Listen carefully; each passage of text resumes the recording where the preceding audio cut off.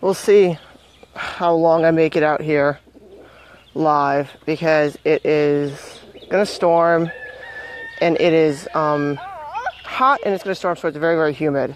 As you can tell, 'cause my hair is everywhere. Hold on. Get out of there now. My son is walking in my rhubarb. Okay. Like, you know what kids are, they have the unnatural ability to trash your garden in 5 minutes. But I wanted to come on here really quick and show you guys what we're doing right now. And what it is we're growing free food for the rabbits and the chickens. And ostensibly for the goats and the pigs and whoever else. But the ones who are mainly getting it are the rabbits and the chickens. So what we did is we devoted a portion of our garden right now to just greens, okay? You know, turnip greens, lettuce. I have parsnip greens over there. I totally forgot I was growing parsnip, but we got parsnips growing over there. Successfully growing parsnips. They're supposed to be very hard to grow, but we're growing them very successfully over there. We got kale going on. But right now we're in front of the turnip greens, and I want to show this to you guys because this is a really, really easy way to get free food for your animals. So maybe you eat turnip greens. I don't really like them. But if you don't eat them, then you can recycle those greens for your animals. And it's totally free. I think we got like a thing of organic turnip seeds. It was like a big bag of turnip seeds for like $3 or $4, right? Throw them around. Let the greens come up. You may or you may not get turnips. If you want turnips, you have to thin it out, right? So we didn't do this because the whole point was that we wanted the greens for the animals. So let me flip this around. This is our garden, and we got some blueberry bushes I have to plant there, but these are the turnip greens, okay? And you can see, let me stand it back up. You can see that there is a lot of them there, okay? This is just at one edge of our garden. I was more like an experiment this year. I just wanted to see what would happen. And, hold on, there we go. And we got a lot there, okay? So all of these we harvest every day. You can see we got one right here, one leaf right here. Look how big that leaf is. I mean, chickens have been pecking at it, don't get me wrong. But we got a lot growing here that we can then go ahead and recycle for food for our rabbits. We got rhubarb growing there. Rhubarb, it's not good. Here's all the potatoes.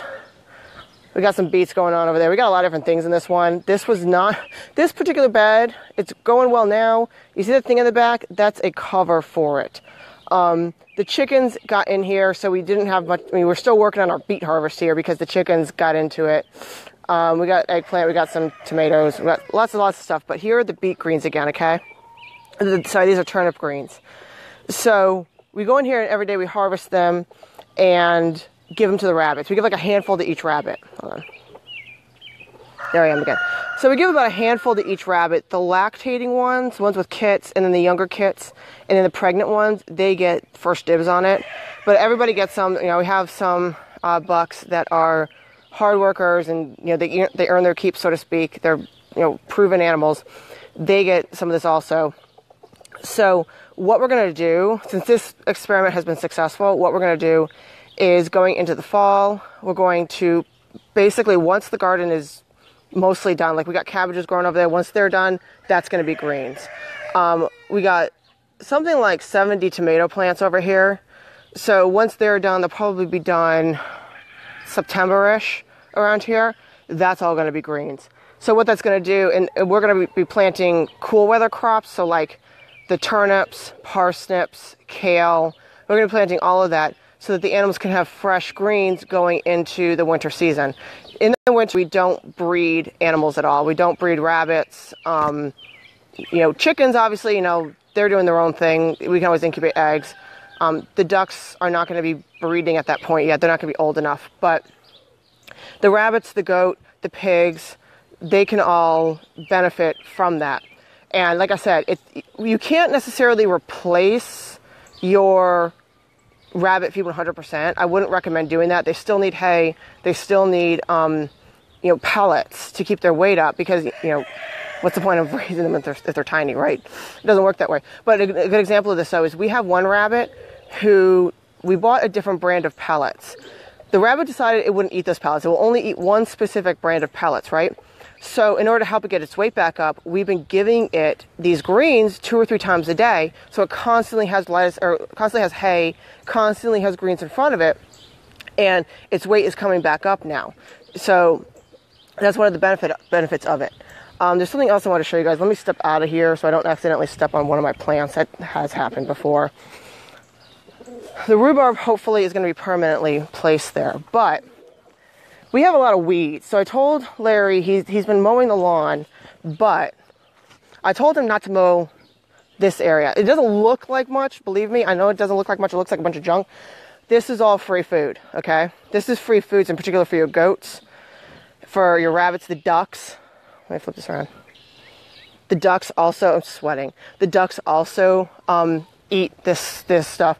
We have something called poke on our property. You guys probably have heard of it. If you don't know what it is, it's like some sort of weed. It's people can eat around here. They eat it like lettuce, the berries. You can't eat the berries. The berries are poisonous, but you can eat the greens. We don't eat them.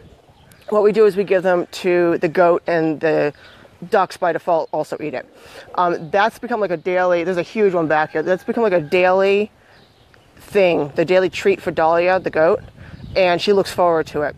It's all free food, right? So you don't want your whole yard to be all weeds, right? But if you have an area that is overgrown, you can repurpose that as free food for your animals.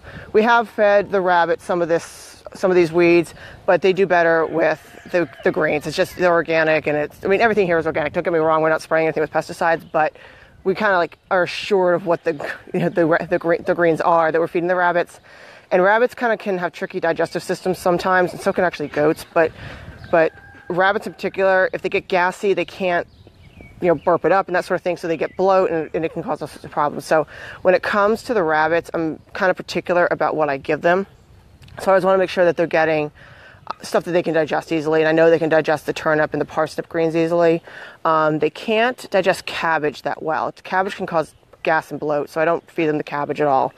But yeah, so I just wanted to show this to you guys and kind of encourage you that there's a bug on my screen, that if you have a portion of your garden, you have animals, you have a portion of your garden that's not being used, consider turning it into either a weed den or a area where you grow like turnip greens, kale, lettuces, that sort of thing, for them, because it can really lower your feed bills and boost their nutrition, like boost how healthy they are, okay?